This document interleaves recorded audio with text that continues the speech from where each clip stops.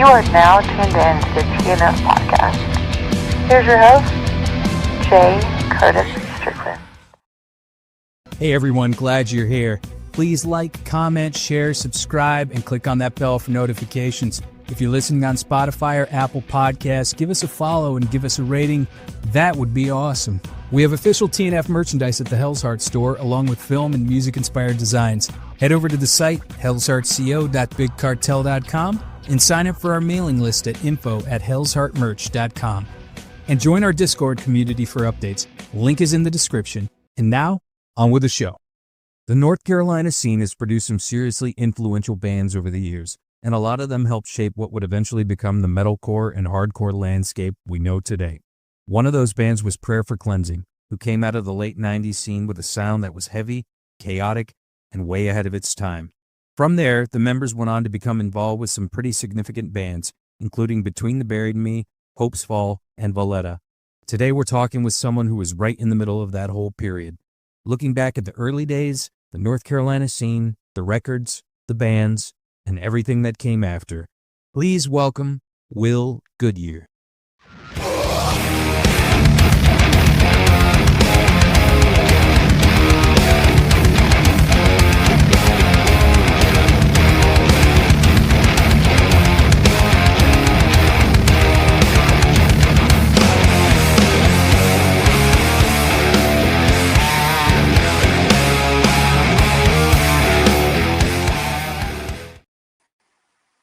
Thanks for being here, Will. How are you today, sir?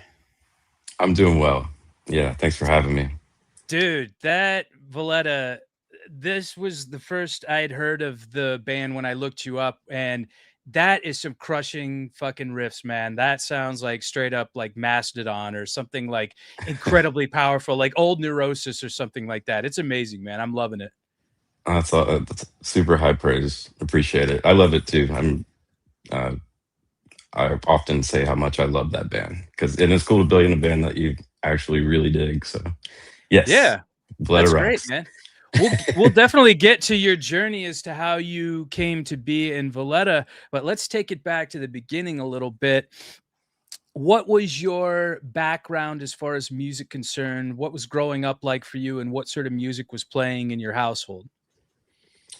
So I grew up. I got into music like middle school, like around 11 or 12. And prior to that, I was like a big sports kid.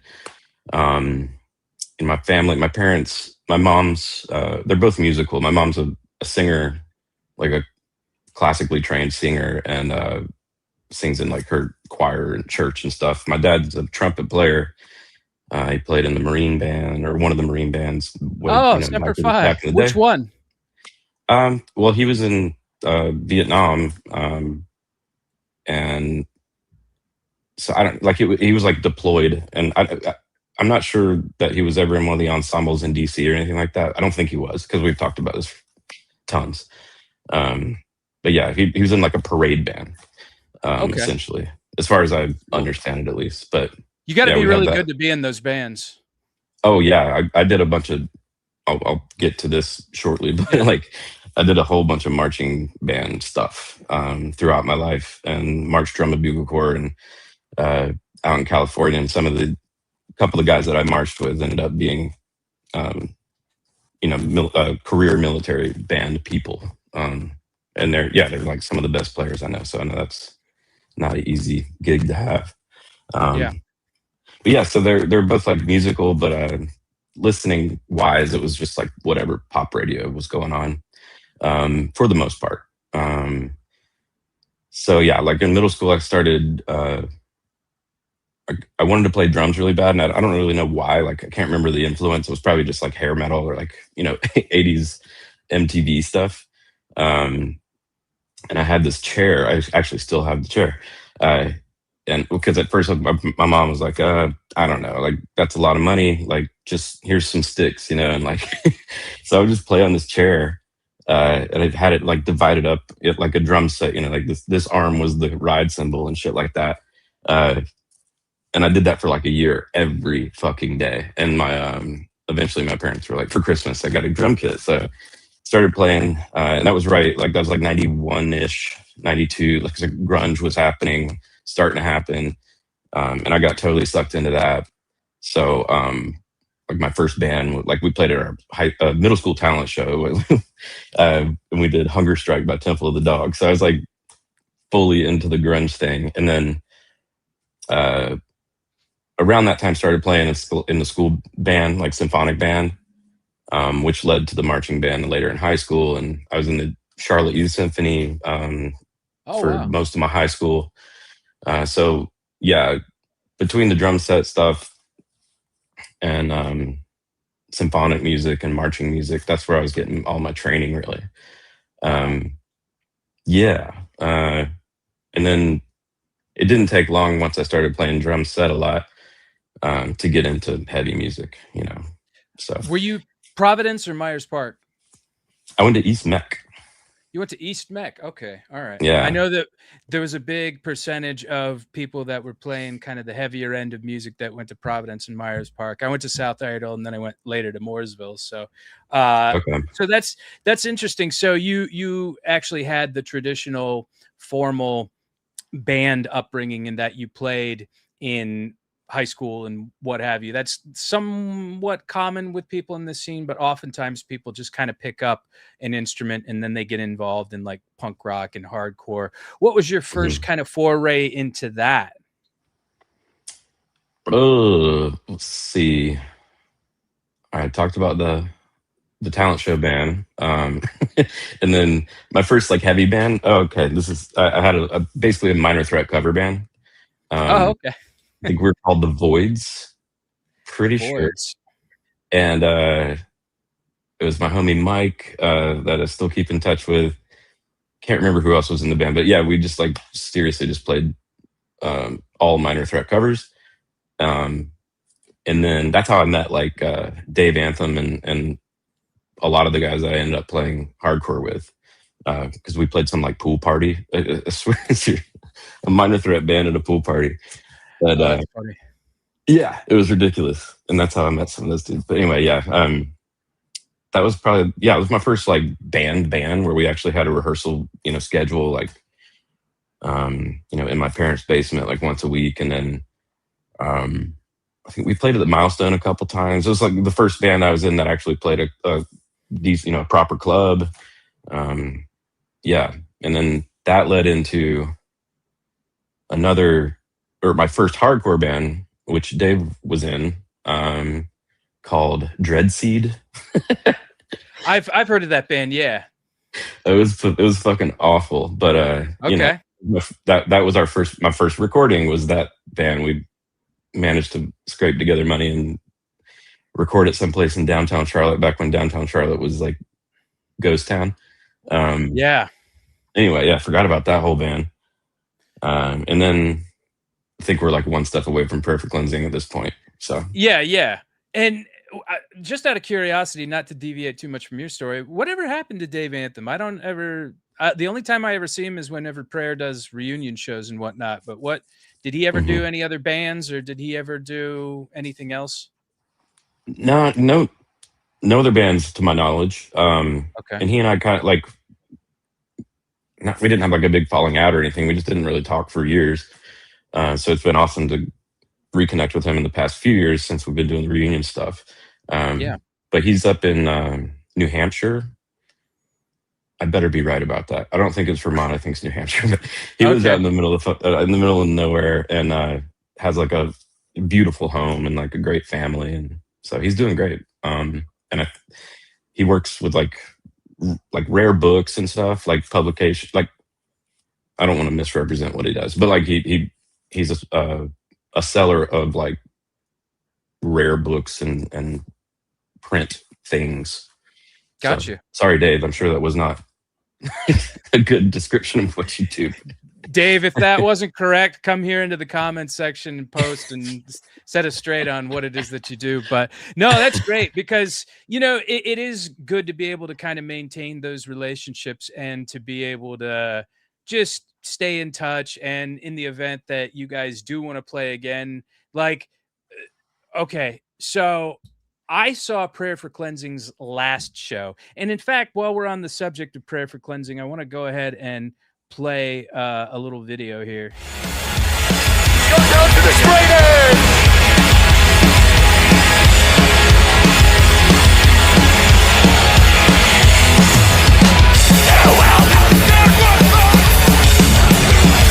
Just do it! It's red! Don't do it! Don't do it, cause it's not what it is! No, it's not what it is! Salvation is free! Salvation is free! Oh!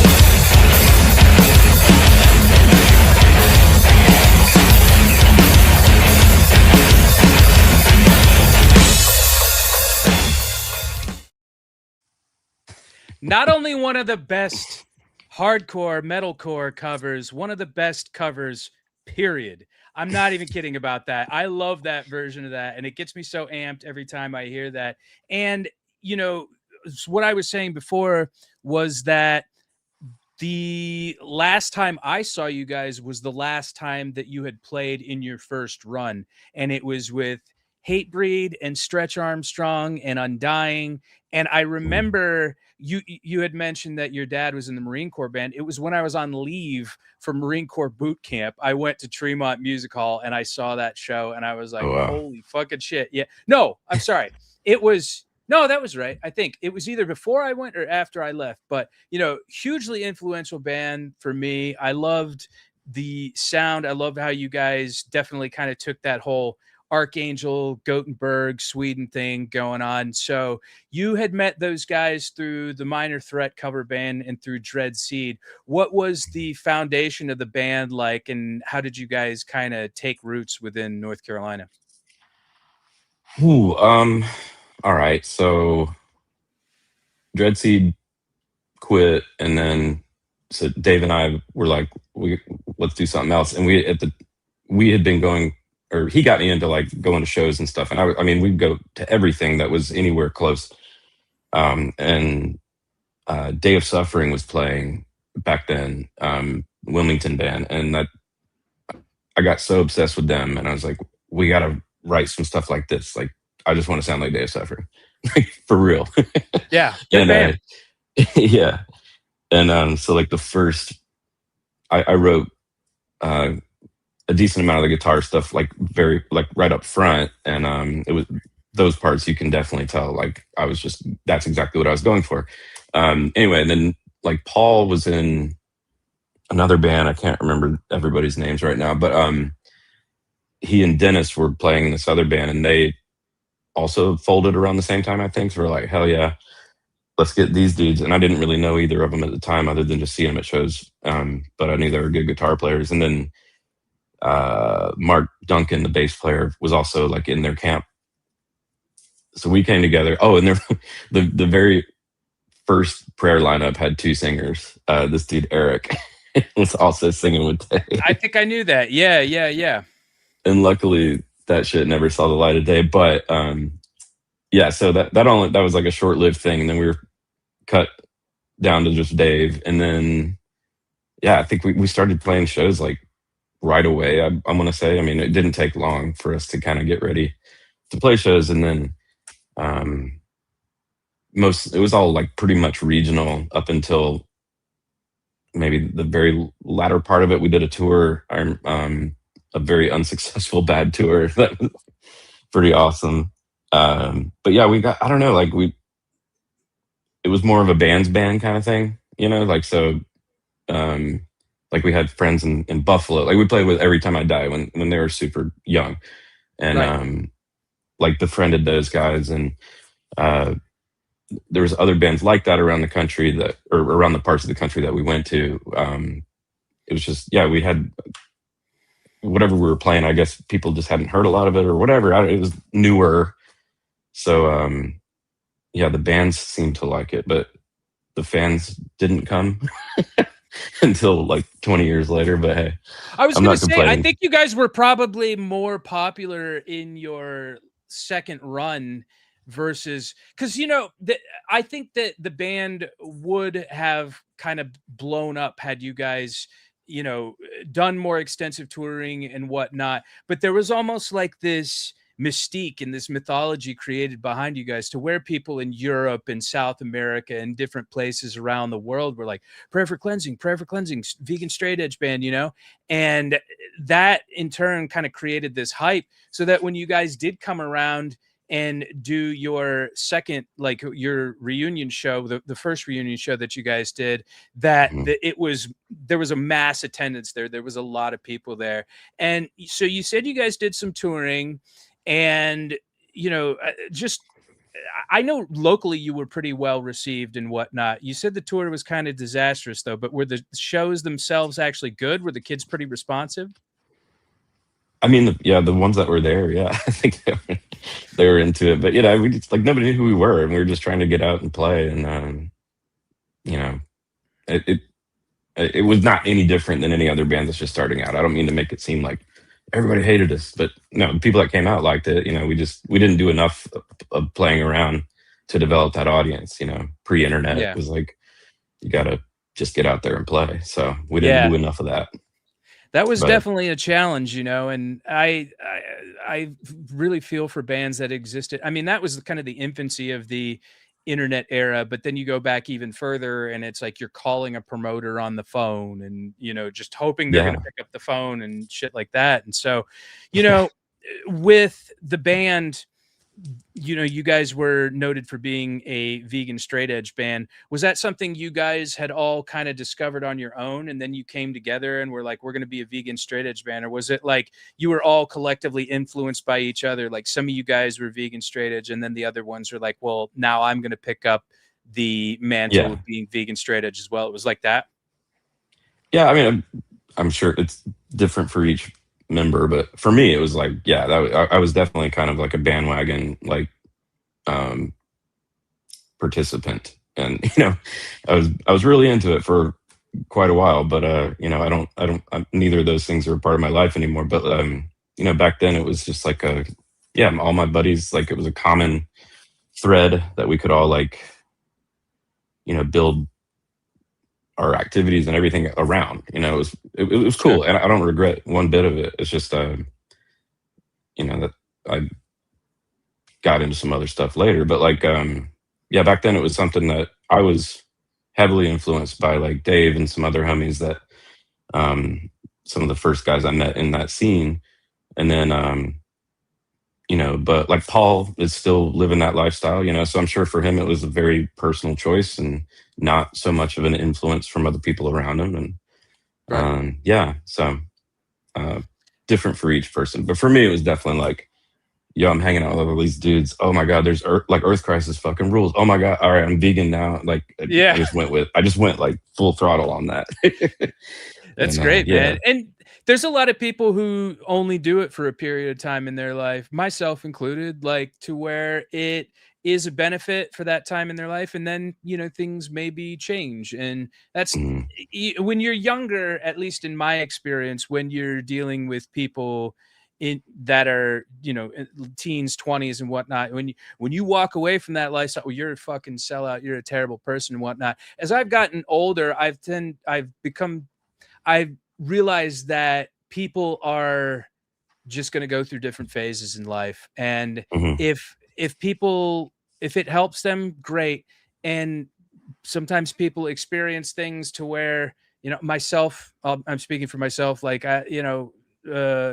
depression and trauma and addiction and things like that, and it was something that I couldn't cope with at the time, so I sold out edge or whatever. But still vegetarian, not vegan anymore. But like, it's I think it's incumbent upon us as human beings to kind of treat people with the same respect, because sometimes we do go along different paths. Sometimes our lives go along different trajectories.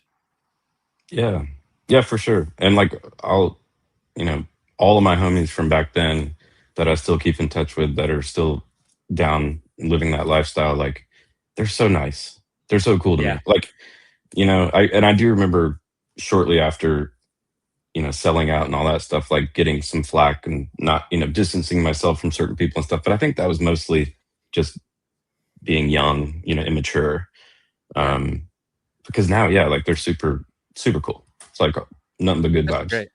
That's great, man. Yeah, it's amazing to be able to kind of even reconnect with people that may have, disparaged you or been disappointed with you in the past. But what was the reason for the dissolution of Prayer the first time? Was it because you were going on these tours and there wasn't a lot of response? There was, people, if you're not out there like making waves and stuff like that, it's kind of hard to be able to stay above water. Was it one of those situations? No, it was like there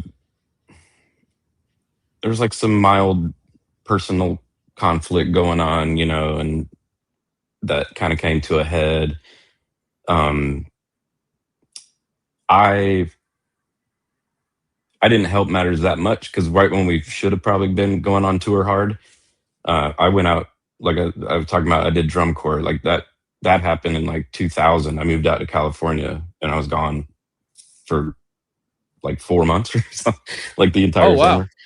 So that didn't go over too hot with the guys, but I felt like it was something. I had the opportunity to do it. It was a once in a lifetime kind of thing. So I did it. But yeah, it was just like some things like that. It wasn't really band related at all. It was mostly just personality stuff, and all of which has been resolved, and we're all good. But and there was never any like huge, like big All fight out. or anything like that. It was just like, I don't know. We just wanted to do. Just some went your different separate things. ways. Yeah. Exactly. And yeah. you guys did the reunion. I think the first one was in 2004. Correct me if I'm wrong, but what was Pretty kind of the sure. catalyst for that? And then you guys actually ended up remastering those 3 songs that you didn't release, and you put those out. And what was it? Because there was a lot of clamor for a reunion because a lot of people wanted to see you and never got the opportunity to see you? I don't know. I don't really remember. But like you said, it was crazy because that show was like packed Insane. out, Yeah. and I bet the last show we played in Charlotte prior to that, I remember it. It was pretty good, but it wasn't like that.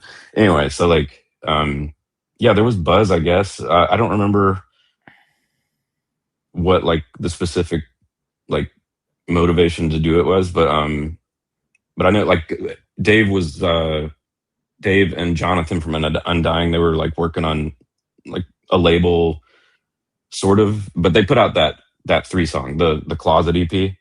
Right. The Tragedy is what it's called. Tragedy, So yeah. they put that out. So that maybe had something to do with it. Because I remember it coming out about the same time as that show. Probably that. I don't really know, but That's some of the best stuff you guys did, honestly. yeah, honest. I have a hard time listening to the full length, but I can listen to that 3 song. Yeah, it sounds good. Yeah, it's I think it holds amazing.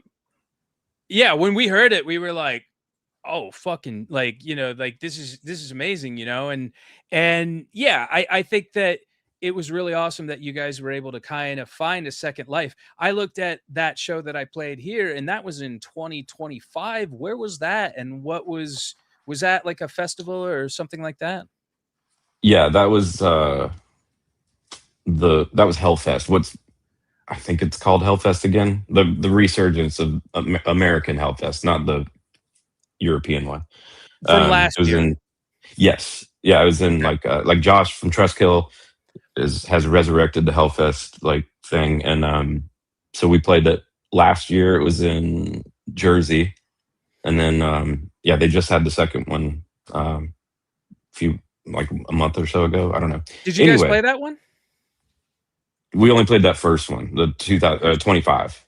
So we did the band started playing again in like I want to say 23, like after COVID. John Rivera, if I'm sure you crossed paths with back in the day. Good friend. So when he passed, it was a big deal to him because he knew this was coming. And I think one of the biggest things, like what he really, really wanted was for Prayer and Undying and Catharsis to play together. like Oh for wow. real. So we got wind of that, and it was like, fuck, dude. I mean, how can you not do that, you know? Yeah. So we did the two shows in Winston-Salem. It turned into two shows because it sold out immediately. Sold the fuck out. Yeah. Yeah. And that was awesome. So that got us kind of back together and playing. And we were like, all right, that was fun. See you guys never, like talk to you later kind of thing. We didn't think we would keep doing it. We kept saying the band's done. But we kept getting cool offers to play cool things. So we did, after those two Winston shows, we ended up doing This Is Hardcore. And we did Hellfest. And we played Furnace Fest. So yeah, we ended up we've had 5 shows like in the past, like since 2022, I guess. And I'm going to say it again that we're not going to play anymore, but every time I say that, I'm wrong. So you get an offer you can't refuse. yeah. Yeah, man. And it seems like you guys can kind of play under the conditions much like Earth Crisis can, in that they can be very selective about the shows that they choose to play and whatnot. And then it becomes more of an event and more of like an actual reunion, as opposed to like, well, we're just going to play, down the road or something like that. Like, it's something that people are hyped up to see, and that, a lot of people are going to attend, and people are just going to like go off and go nuts. Yeah. Yeah, the response has been just ridiculous. Like, it's amazing. Yeah, it's cool. It's humbling. It's fulfilling. It's just like to see how much that band means to so many people. Yeah, for whatever reasons. Yeah. Let's play another video here.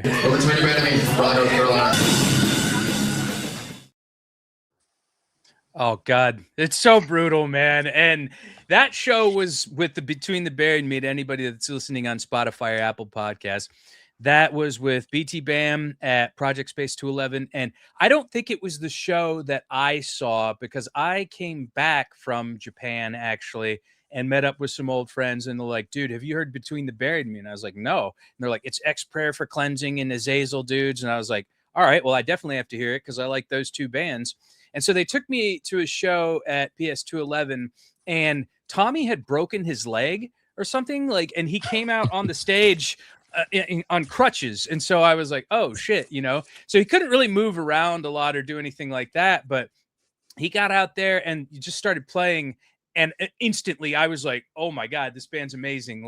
You guys just had such a fire, and it was mind-blowing. I went and bought albums. I went and bought t-shirts. I got the basketball shirt that you guys had, and you told me to cut the sleeves off it. So I cut the sleeves off it, and it was fucking awesome, man. I loved that whole era of the band. I personally think that that's some of the best material that you guys as an entity had put out. And so what was the genesis for that band? Obviously some of the members like Paul and later Tommy played in Prayer for Cleansing, but you guys all kind of assembled. What was the idea behind that? Well, first, I'm really stoked I told you to cut sleeves off a shirt back then. I mean, that was like a long time ago. So good for me. Yeah. So BT Bam started pretty much immediately after Prayer was done. And because Tommy was playing in Prayer at that point. Yeah, he was. So the three of us were like, we're going to do something else. What's it going to be? Immediately we're just like, what are we trying to do? And just started writing material. Mostly Tommy and Paul were pretty much the primary songwriters. So they just started cooking stuff up, and Paul was like practicing his ass off. He was just like in this place in life where that's all he wanted to do was get like to fucking shred, So he's trying to learn like Ingve stuff, and just that's all he did, sit in his room and play guitar. So good for us. He's really fucking good, man. But I think that kind of explains the guitar parts are more technical than the Prayer stuff. It's more aggressive and it's more technically challenging, and So we were kind of riding that wave. It was really just like, I don't know, like we didn't come out and say this, but there weren't any rules. We were just like, fuck it. Like you have this cool part. All right. I've got this cool breakdown. All right, let's just throw it all together. And like just a linear, assault on the ears, I guess. But Right. so yeah, it was super fun. We were having a lot of fun. And I think that comes across in the music. I think I still like listening to that record. That's great, man. Like I said, I think it's probably the best thing that you guys put out. And your drumming on there is just impeccable, man. It's like spot on. I absolutely love it. And it's funny because there was a show that you guys had played, and I guess the song came to a stop or something like that. And because you were also the singer, you sang on the melodic and clean parts. Like you said, I'm sorry, everybody, this part is really hard or something like that. And like everybody started laughing. Like they were just like, oh gosh. And then you guys started picking up with the song again. So that sounds very, very, I'm sure that happened. Yeah. No, but it's funny how you guys were able to recover from that and just keep playing and nobody was like, whatever, because the musicianship was really just spot on, and who would you say, aside from your experiences in playing in the drum corps and whatnot, who would you say kind of influenced you to play and kind of like taught you to play as far as like traditional drummers are concerned? Yeah, it's a good question. I had the drumming, like the rudimental like percussion stuff really plays a part, and especially on that record, just the fills and some of the breakdowns were straight up like drum exercises that I had played that we just put, Incorporated used guitars instead. So that was a big part of it. But yeah, like coming up when I started playing drums, I took lessons from this dude in Charlotte that didn't even play drums. I mean, like he had no business teaching drums. It was awesome, but it was great because he would just like, he had this cool like double bass kit in this little like tiny room, and every week he'd just be like, here's a cassette tape, go learn this stuff. And I would come back. Yeah. Cause like I said, he didn't know how to play drums. He was just like, I like this shit. Like go learn this Rush song and go learn this Van Halen song. And I would come back the next week and just shred it, and like, it got me stoked on playing music. And I think had he been like a really good percussionist and was like making me learn how to read, and I probably wouldn't have kept up with it.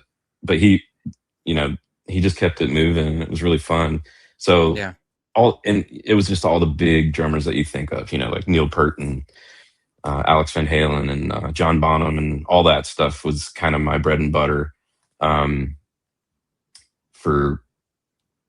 Still is kind of. But once I got into heavier music, there was like, I'm trying to think of like early drummers in the hardcore scene that were like really got my attention. I mean, Earth Crisis was always going to be like number one. Dennis, man, and Dennis's drumming is still great. And but like Candiria, like shit like that, like some of the more progressive hardcore stuff was like really attractive to me at that time. And I don't know, I could probably think of a lot more, but that's sort of like coming up. It was like the legendary rock drummers, and then got in more heavy influences after that. And then I spent a lot of time playing like jazz and stuff. So there's jazz drummers and long list. I guess I just having a hard time thinking of them. Yeah, no, that's amazing, man. And it really paid off for you to be able to learn from all the greats like that. And I had a question about the self-titled album because I don't remember which song it was, but there was a song that was on there that Tommy had written that was going against the Westboro Baptist Church. And he put a disclaimer in the album saying like, if you know the song, folks, you know the song, the lyrics and whatnot. I just couldn't remember the title of it, but he said, I wrote these lyrics. This isn't indicative of the beliefs of the rest of the band, and had to kind of put like a disclaimer in there. Like, how did you guys kind of feel about that? Well, I feel terrible about it because it was my fault because I was like going through this like Christian phase and not that I supported even back then. Like I was totally with the guys on that song, but I don't know. I was like, yeah, I'm the one that was like put that in there, and it's stupid. Why the fuck did I do that? But anyway, I was young and dumb, and I was going through a phase. Well, but and then also, like, for example, I've had some controversial people on this show that I don't necessarily align with all their views. And I've even considered putting a disclaimer on here to be because I wouldn't think that anybody would just automatically assume that the band or the podcast or anything is a monolith and that everybody believes exactly the same as Yeah. everybody else does, But sometimes it's like, I don't know, maybe you felt like that was kind of a mature decision at the time? At the time, yeah, I look back on it as like a foolish decision, but at the time it made sense to me. Yeah. Okay. Um, Yeah, I was always curious about that just because we were like, and that's kind of what we thought it was. We were like, well, pretty sure Will is a Christian. Maybe that was why it happened. And I don't know, man. Like, just people are weird and things are weird, and I don't know that you necessarily have to apologize for that. But I was just always no, curious I about don't feel. that. No, I don't feel like I have to. I just, you Yeah. brought it up, so and that was me. Oh, that was yeah, my yeah. fault. Gotcha. Okay. Well, anyway, so you only played on that album, and Mhm. then you exited, and then you were kind of doing some other things for a while. What was the reason that you had exited the band? Just some. I met a girl, like my ex-wife. Like there was some family, like some relationship stuff that I wanted to be home, and the band was starting to at least attempt to be out more and attempt to be full time. And I just wasn't on board, I guess. I was also like kind of not feeling playing aggressive music at that time, or at least not the type of aggressive music we were playing. Right. Um, I had written some like solo, more like rocky stuff, and I was just feeling the urge to go in that direction at the time, which is funny because I came full back into heavy later in life, and that's all I do. But yeah, at the time it was, stylistically, I think I wanted to do something else, and then there was all the personal life stuff happening too. So um, yeah, it's I don't regret it Yeah. because life presented some very interesting things after that, including my daughter who's 22 now. But Oh, wow. yeah, so yeah, when I left the band and I kind of stepped out of music for a while, for a Did they long ever time. ask you back? No, Because no. they've had Blake pretty solidly, right? Yeah, well, like it sucked. I felt bad. I still feel kind of bad. Like when I left, like I was like, I'll help, I'll be around until we find somebody else, and like and then they found somebody, and that he kind of it was a bad fit. They had a interesting time there after I left for a bit. Oh, yeah. I know I Some know who you're really talking about. Yeah. really good drummers, but just not the right fit, I guess. Yeah, And yeah. but when Blake came along, and that was it. It was like, all right, that's the dude. But He's a monster, man. He's so good. he's awesome. He's always Dude, been better. Like he's great. there were musicians that intimidated us in the scene, and he was definitely one of them. Because whenever I had Adam Cody on the show, and we were talking about whenever we opened for, which was Glass Casket was Gadrill at the time, and I Hmm. remember we played with them at, or was it Brouhaha's, and we were like looked at each other like me and my bandmates were like, holy fucking shit, this band is so good. He Yeah, was one of them, Blake was one of them, and also Paul. Like, we thought he was just like, holy shit, this guy is so fucking good, like it yeah, was insane. Yeah. yeah. It was nuts. The first time I remember seeing Blake for the first time. I think they were Glass Casket at the by then, but everybody had been talking about him in a show, and he's got like this pearl kit, like pretty much just like mine, different color. I'm Yeah. like, all right, this dude knows what's up. And then he starts playing. And I'm like, God damn it. Yeah, like he's mad young and already better than me, and fuck. you should see the kids now, man. Like the people that are on TikTok and Instagram, like It's they're crazy. insanely good. Yeah, it makes me mad sometimes. Let's play this right here.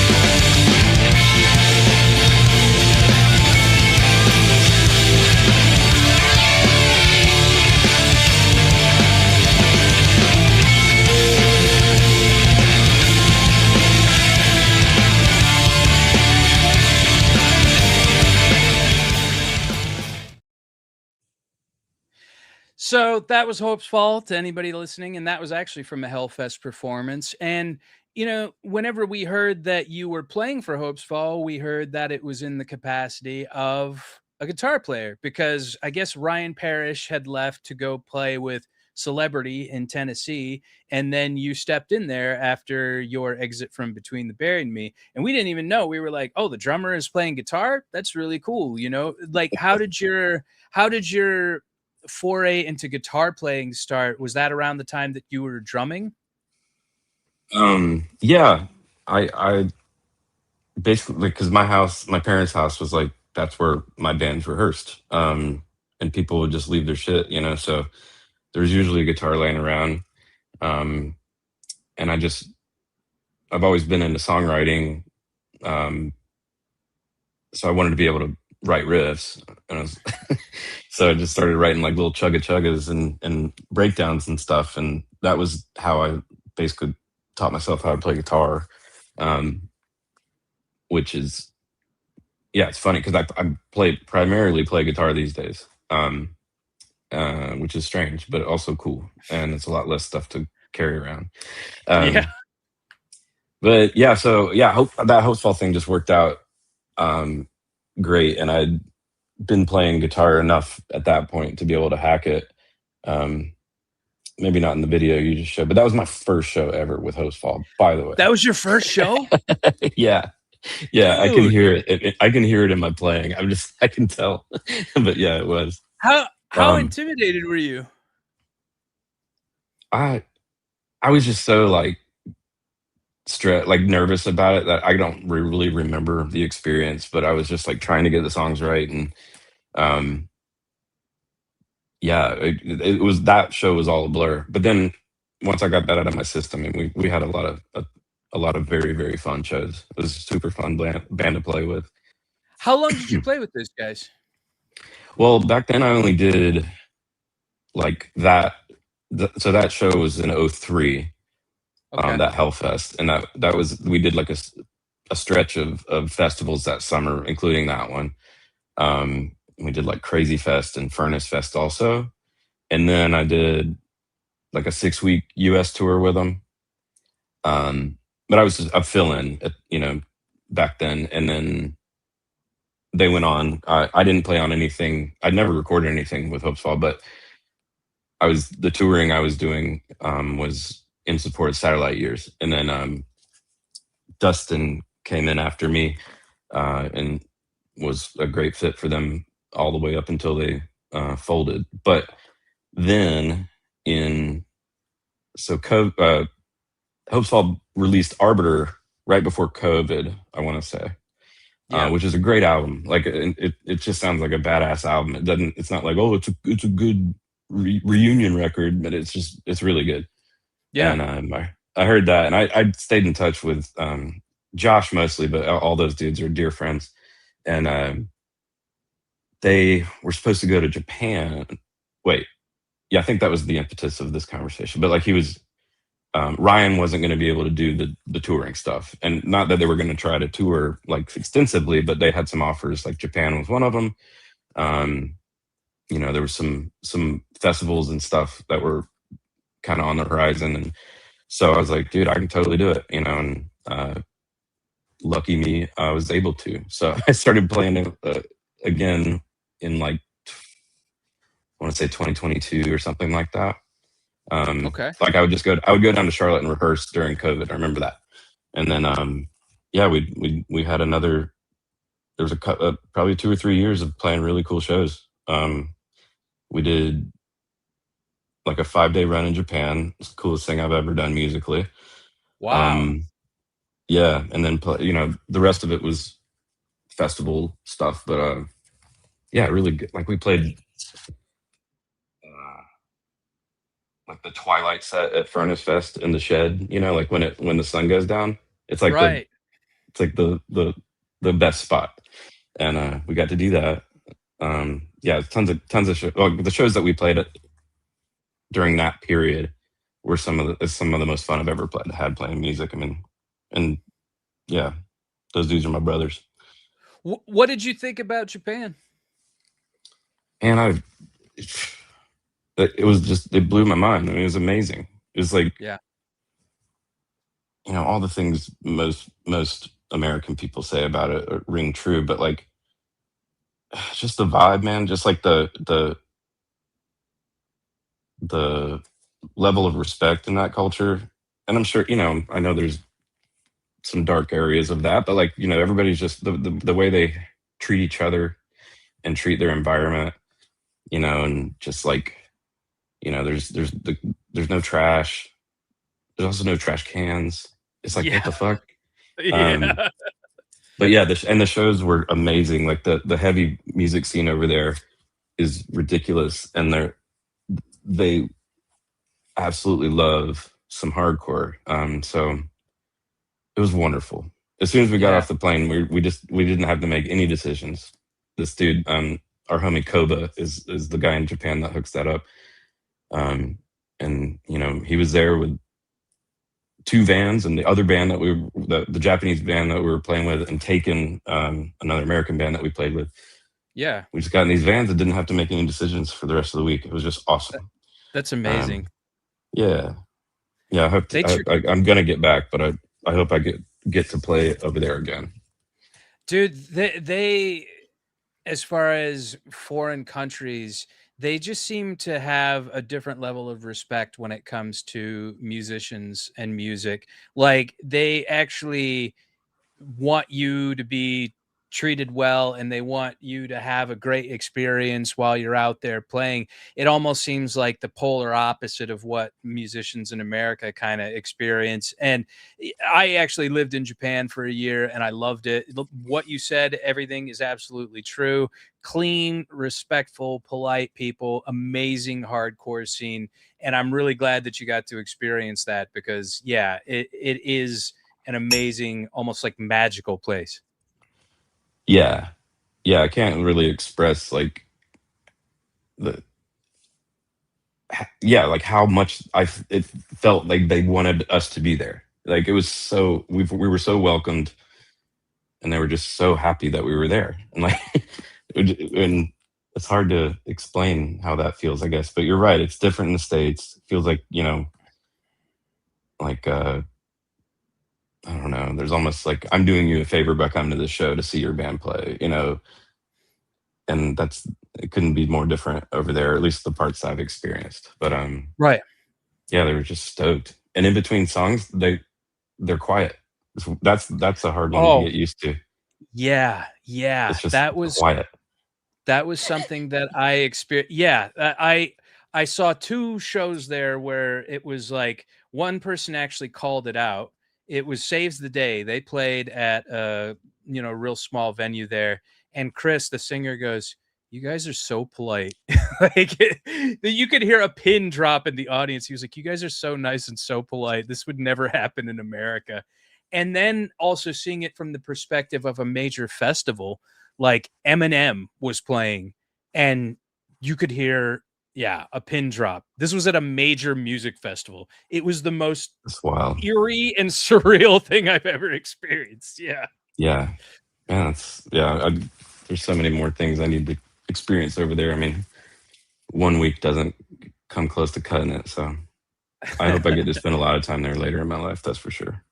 I hope so too, man. I really enjoyed that country, and if I got the opportunity to go there now, I would do it in the drop of a hat. But after your stint with Hopesfall, you ended up playing with one of my friends, Chris Kincaid, in a group called One Amazing Kid. And for those who don't know, Chris was the original bassist for Hopesfall, and then he split and started doing the band Lorelei, which, man, that's I don't hear anybody talk about that band anymore, but they were awesome. They were like the Zayo meets kind of Hopesfall type thing. But then you played with his melodic kind of indie rock ish project called One Amazing Kid. How did you guys make that connection? So I had moved to Charlotte after my undergrad stint, and I don't know. I was trying to find dudes to play with, and I'd met Chris obviously through Hopesfall when he was in that band, but yeah, just he was doing the One Amazing Kid thing. Um, I feel like I like bullied him into like letting me play in that band because I just his voice is like unreal. If you've never heard this Amazing. dude sing, it's Oh weird. yeah. It's like a freak of nature kind of thing. And I Yeah. was like, man, I just want to hear that voice a little bit more. And anyway, I said, yeah, played guitar and did some background vocals and stuff in that. I feel like it didn't last that long, maybe a year, maybe less. I don't know, but it was cool. Yeah. Adam Baker played in that band, drawn drums. Adam Baker. Yep. Yeah, he was a Hopesfall guy too.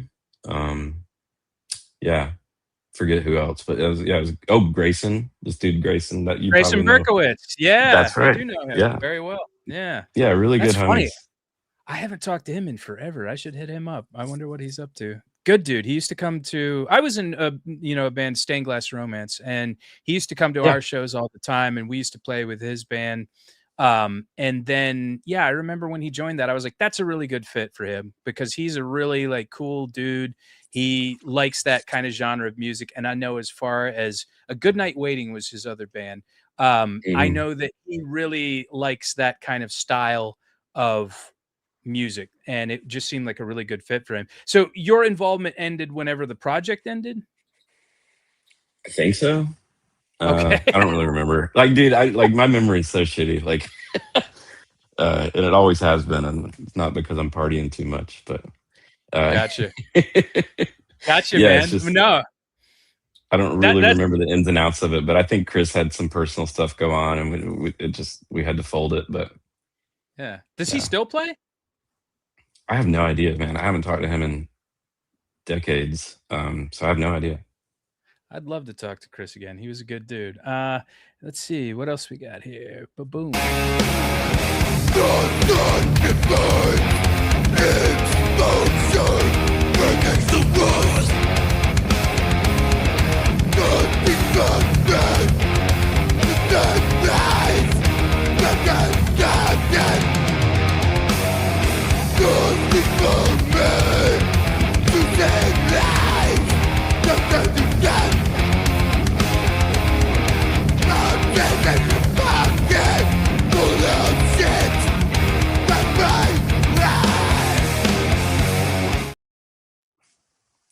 Fucking sick, man. That's so good. Yeah, so anybody that was listening, that's Valletta. And Valletta is a town in Malta, is that correct? Yeah, it is, but it's also our drummer's last name, Oh, okay. I was and he curious hates as to like where the name came from. he does not like that we did this. But yeah, we had another name picked out early on, and it was like cool. But then we found like a million bands that were called that, so we're like, we can't do that. And then it was months of trying to think of another name, and then one of us, it might have been me. Somebody was joking around and like, we just call it Valletta. That's cool. I was like, dude, yeah, it's like Bon Jovi or like Van Van Halen, Halen. you know. Yeah. Like, so we think it's sick. And then I like did the logo, and everybody was like, all right, that's it. But yeah, Justin, our drummer, he still doesn't really like it, but whatever. Really? Oh, that's funny. That's great, Yeah, man.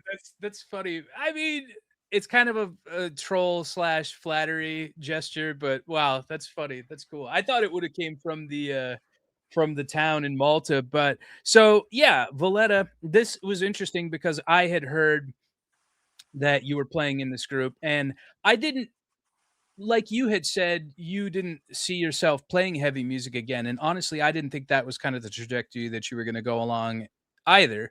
But you're playing in this group. Was the group formed with you, or did you end up joining the group? Um, yeah, I mean, I was OG. So like Keenan, the vocalist, and other guitar player, he moved down from Boston a few years ago, and I hadn't met him, but Justin, the drummer, and our original bass player, um, I was hanging out with them one night, and Justin, they were like, "You want to be in this band?" And I was like, "Yeah, woo!" And then the next day, I woke up and was like, "Oh man, I shouldn't have joined the fucking band. I didn't want to like commit to anything." And so I was like, "Dude, I'm gonna have to tell him I was just kidding or something." And then they sent me some of Keenan's demos, and I was like, "Fuck, dude, like this is exactly my shit. This is like some of my favorite music is like that of the like black and roll kind of stuff, you know, like later Satyricon stuff, like mid tempo fist banger, like black metal influenced rock stuff. Like that's Yeah. my thing." So as soon as I heard those demos, I was like, "Dude, this is it." And I'd been doing a, a solo project that had iterations of full band, but it was uh, basically a solo project called Grog for a few years. And it was I was kind of getting gassed on that because I was the only songwriter and stuff because that's what happens when you have a solo project. And I and so it's kind of like not feeling like that anymore. But stylistically, it was very similar to what Valletta's doing. So yeah, when Valletta came along, I was like, dude, that's it. This is exactly what I need to be doing. Um, so yeah, I am an original member, but we like kind of like Justin came down or Keenan came down, and then Justin and him started playing together, and then added me eventually. But yeah, It's very dirgy. Like it's very like just driving, like you said, kind of mid tempo, and it's very like I love it. It's awesome. yeah, thank you. Yeah, it's a joy to play those songs and with those dudes, and you know they let me have a lot of fun on guitar with my solos and stuff. You know, like it's again, it's kind of like a no rules band again. Like we're not trying to be any particular thing, and we pretty much say yes to everything. Um, so yeah, Have you played with Violent Life, Violent Death? we have not, but I've seen them because they played in Raleigh.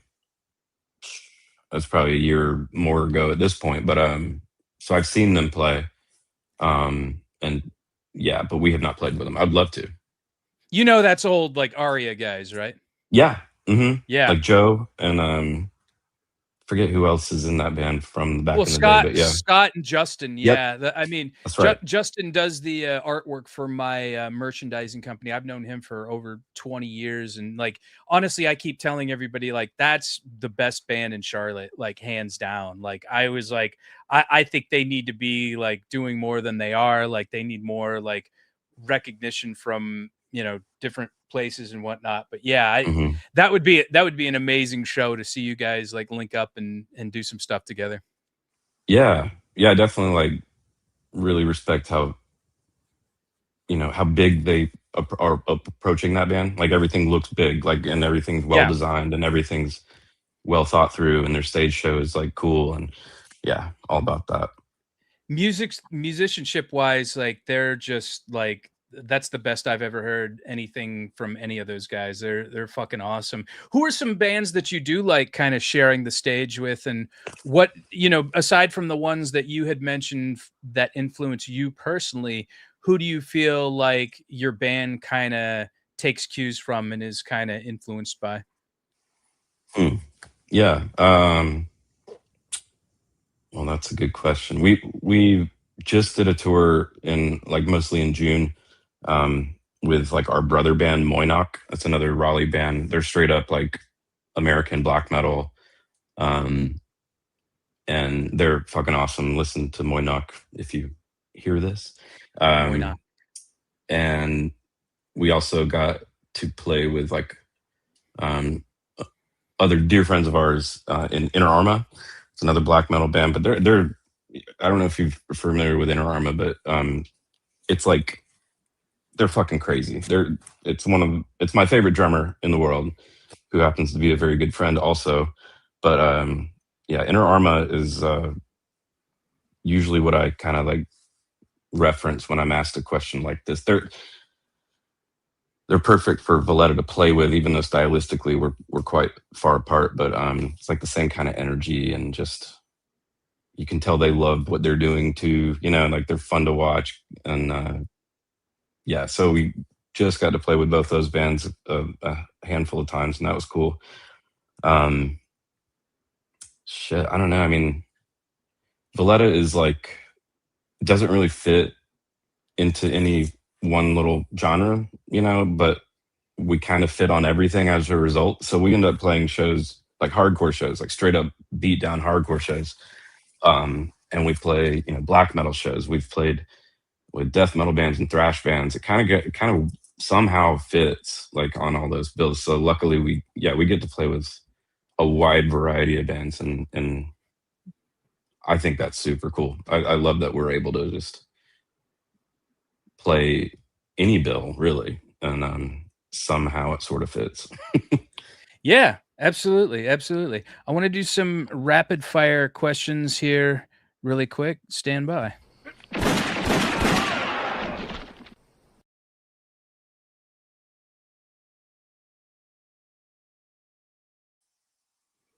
Here's an important one. Pineapple on pizza, yes or no? Sure. Yeah. Yes. Not, but yes. Why not? Why not? Exactly. Okay. Are you a sports fan? Very casually. Very casually. Okay. When you are casually watching baseball or football? I casually watch a lot of football. Football. Okay. Panthers? Yeah, I don't have a team. Gosh, I'm the worst person to ask questions to, huh?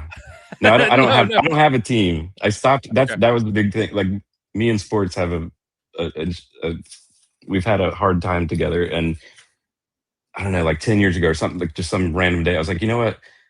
I don't need to pull for a team anymore. Then I'll have more fun. Then I'll be able to watch sports and not give a shit and just like, enjoy it. And so that's what I do. There you go. So I don't have a team.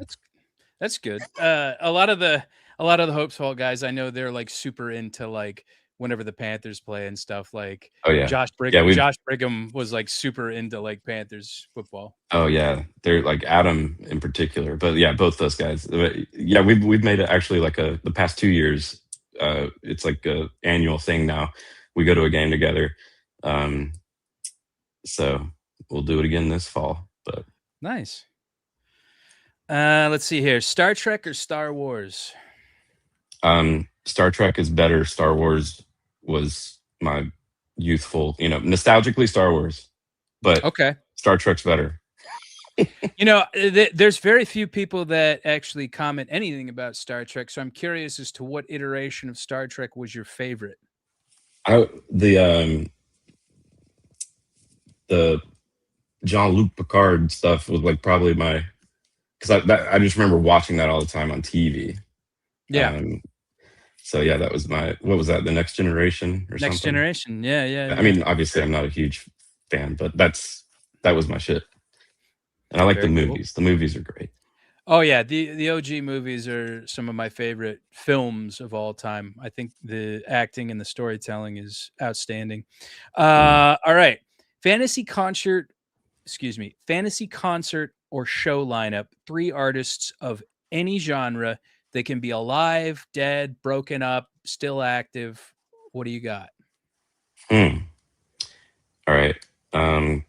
Queen, Nirvana.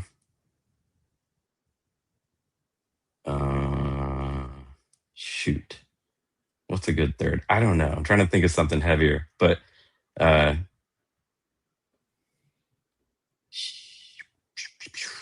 God damn, because like all these like hardcore bands I love are all coming back anyway. So yeah, exactly. Well, you could say, I mean, it's not like who you would ideally have reunite. It's like who you could have play. So they could be broken up, and you could be like, okay, yeah, let's throw Minor Threat on there.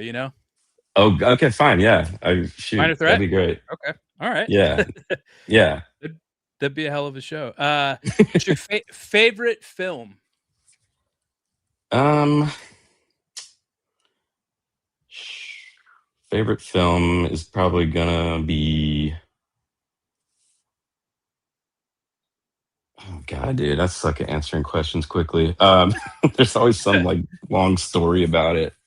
Right. Fuck. Like, okay, a film that I watch all the time, just like I have to watch it like at least once or twice a year. Let's just say Total Recall.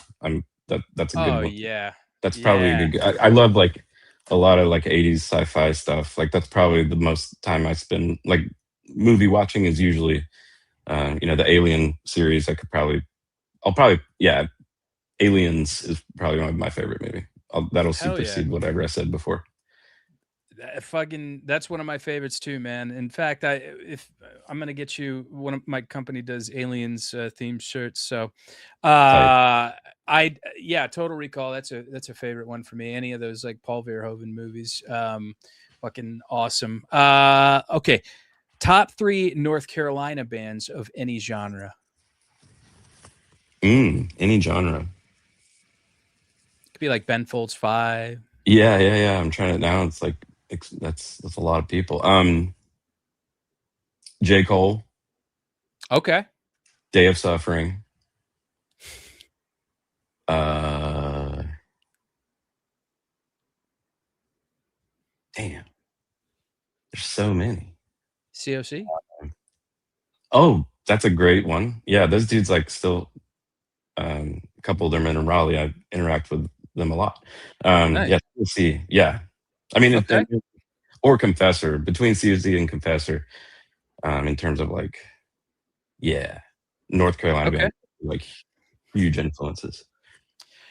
Favorite place to play locally, nationally, and internationally? I would say internationally, probably Japan, but I could be wrong. Yeah, I mean, there's a lot of places I haven't been, but that wins for me right now for sure. Locally, I'm gonna go with the Milestone in Charlotte because that's the first club I ever played, Oh and I yeah. still play there, and I still love it. Um, and then what you said, like other like in the States, Yeah, like uh, nationally. probably I got to play. Shit, no, I'm the Furnace Fest, the shed stage at Furnace Fest, Nice. like top notch. Like that's such a cool place. Yeah, a lot of people really seem to like playing there. It's pretty amazing. Are you guys doing Furnace Fest this year? No, no, none of my legacy bands or whatever are playing currently. Oh, I meant Valletta. And oh no, we're not really like I don't know, like we're not. We're trying to find a booking agent. We've been trying to find a booking agent for Okay. since we started the band, but we kind of need that role in order to get festival stuff. Um, we're all it's all self booked at this point, and so not this year, maybe next year. We're trying. We're trying to get Right on. on more festivals for sure. Right on. Hear that, Chad? You gotta put Valletta on Furnace Come on, Fest. Chad. Come on, Chad.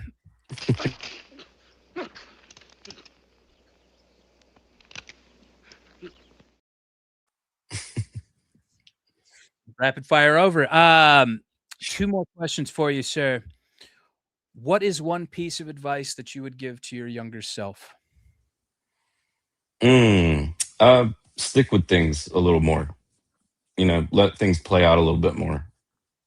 I think you know I was just really quick to move on when I was younger. I would go from being like fully interested in this, and then like a year or two later, I'm like, nah, now I'm really interested in this, and now I'm really interested in this. Just like keep moving and moving and moving.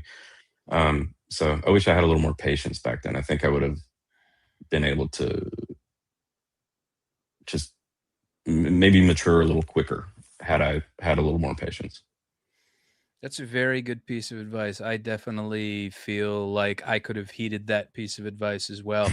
Hard for me to be consistent with something and stay interested in it. I don't know if that's like ADD or something, but like it's something I always struggled with and have found that when you do stick with something and you are consistent, then those things could ultimately pay off if you just keep going at it. Yeah. Yeah. Mm-hmm.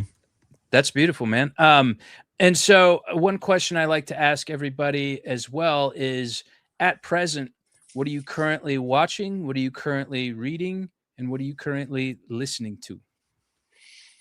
All right. In typical Will fashion, I'm not going to answer these questions that well. You're I'm doing great, watching. man. Like, you No, I just honestly. like. Okay, you're gonna like the music response. Okay. Yeah, like shit. I don't know. I watch. I'm watching Alone Australia right now. I love Alone for some reason. Um, House of the Dragons is wrapping up tonight, so I'm gonna finish that out. Okay. Reading, I don't know. I don't read, but I have a hard time focusing enough to read. I lose my attention span. Just like doesn't take it really well. But um, I play a shit ton of crosswords, so it's like reading adjacent. Nice. Um, and then what am I listening to? I listen to a lot of uh, NPR more than anything. Okay. I think I exposed to music. Like I go to tons of shows. I'm a big live music person. Um, Listening to music is it's like I can't just like chill and listen to music. I've got to like I listen intensely. Like I pay a lot of attention to what's going on. So like listening to music throughout the day, like it's never I don't have background music on or stuff. Like that's why I like the NPR stuff. People talking is cool. Uh, yeah, so I do listen to a lot of music, but it's usually in live show form. Did you see the NPR Tiny Desk for Napalm Death? Yeah, dude. Dude, it That was was awesome. wild. Yeah, it was Yeah. so cool. Cause like it's not the typical fare of artists that they have on there, but it worked. Yeah. That one was awesome. And then the Juvenile one, did you see that one? No. Juvenile the rapper, dude, it's so good. It's so good. Oh, Like did he's like you can tell he's like surprised at how like stoked everybody is and how fun it is. Like they're just it's great. That's well did worth checking out. did he do a similar setup in that, like, okay, so Young Jeezy was also on the show. And I'm not like a huge fan of Young Jeezy on record, but I watched that Tiny Desk concert and he had an orchestra playing Yeah. with him. And it was awesome, like live percussion. And I was like, this is really good. Was it kind of that same setup? Yeah, well, Manny Fresh was there Oh, with man. him. So he's doing, there was a lot of playback. I think they had a band. I have to watch it again, but Okay. uh, maybe not. I think there's a drummer. Shit, I don't know. We've listened to this so many times in the van. I can't believe I don't remember, but whatever. Yeah, that's a good one. I'm gonna have to go and listen to it immediately after this, but that's amazing, man. And so, as far as Valletta is concerned, what sort of plans do you guys have for the immediate future, and where can we find you online? Yeah, right on. Well, you can find us like anywhere you stream music. We've got all of our releases up there. We've put out 2 records, a full length and an EP. The EP is the second of the two. We released those within a year of each other, so we're cooking. Like we're trying to write a lot and trying to release frequently. So right now we're in writing mode. Our drummer's having twins like any day now, so Oh, wow. we're like parking it here in Raleigh for a minute and just writing. But we'll be back out playing shows like early winter is the current plan, and then next year trying to pull off two tours, like a spring and a fall. Um, if something happens between now and then, we get a booking agent and they want to push us harder, we'd love to do that too. But currently, that's sort of the plan: release some new music in the spring and coordinate that with the tour, and but we're doing local shows and weekends on the East Coast throughout the year. But that's pretty much the plan right now. Oh, yeah, man. Yeah, and like I said, stream it anywhere. Bandcamp, we've got merch available. Yeah, that's pretty much it. Hell yeah. I'm going to be sure to post all the links to all your guys' social media and all the outlets that you can be streamed on. And I'm really looking forward to hearing what you guys are doing in the future. And man, I appreciate you so much for being a guest on this show. I love your entire body of work. I love everything that you've done, and I think it's awesome, man. I hope you continue to make great music in the future, and I hope that anybody that's listening would support Will and any of his projects by streaming or following them on their social media outlets, buying a shirt, doing anything like that. You'd be amazing. And also, if you want to support this channel, you can subscribe, click on that bell for notifications, and leave a comment. Do anything. It helps us out in the algorithm. If you're listening on Spotify or Apple Podcasts, give us a follow and give us a rating. That would be so amazing. We also have super chats. If you see that little heart with the $sign in there, hey, this show is kind of expensive. So if you want to give a small donation, if you like what you heard today, that would be so awesome. That'd be so amazing. Independent content creators always are putting a lot out more than they're getting sometimes. So any little bit helps. It's amazing. You'd be amazing. Fucking awesome. I also have a merchandising company, Hell's Heart Merch Company. Go on over to hellsheartco.bigcartel.com. Use the code podcast for 20% off your entire order. They're really awesome Bella Canvas and Next Level t-shirts. If you like movies, if you like hardcore, like we have an Aliens themed t-shirt on there. I know I'm not probably supposed to say it like that, but hey, Disney, sue me. Fuck you. But they're really cool, like Aliens themed shirt. There's a Vasquez on there. There's a Hudson on there. So check those out and use the code and you'll get a little discount off of anything you want on there. So I appreciate anybody that showed up, and everybody, namaste, jobless, be good. Will, you've been amazing, man. Thank you, sir. Yeah, thank you. Appreciate it.